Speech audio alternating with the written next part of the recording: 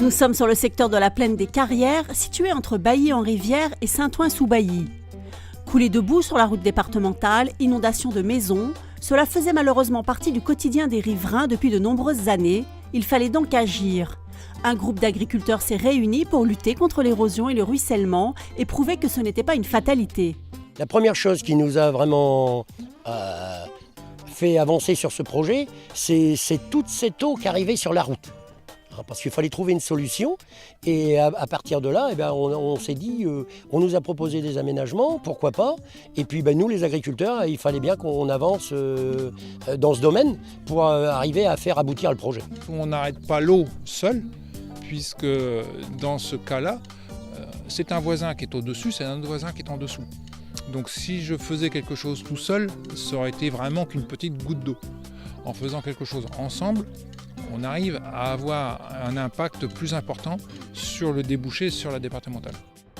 Les différents partenaires ont réfléchi ensemble pour trouver une solution. Une démarche de réorganisation du parcellaire et d'échange foncier a été menée pour localiser les aménagements.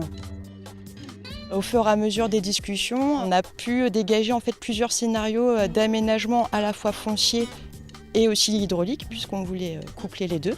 Et du coup, on a pu, grâce à cette emprise foncière, localiser les aménagements d'hydraulique douce, donc des fossés, des talus busés, des fascines et des haies, à des endroits stratégiques et pertinents à la fois pour la collectivité et pour les agriculteurs. Il a fallu que ma propriétaire accepte de donner 10 arts à un voisin.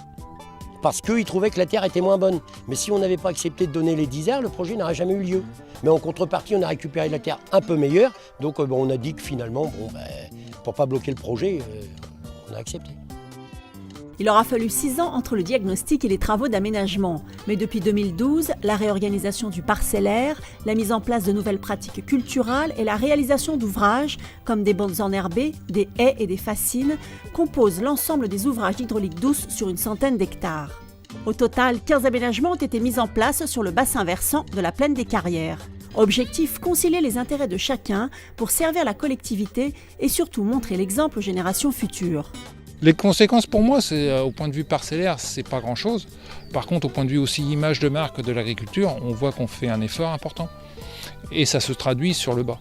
Donc les gens qui ne sont pas du milieu, qui prennent la route tous les jours, au cours des années, s'aperçoivent qu'ils ont quand même moins d'événements pluvieux qui ont des conséquences sur la départementale.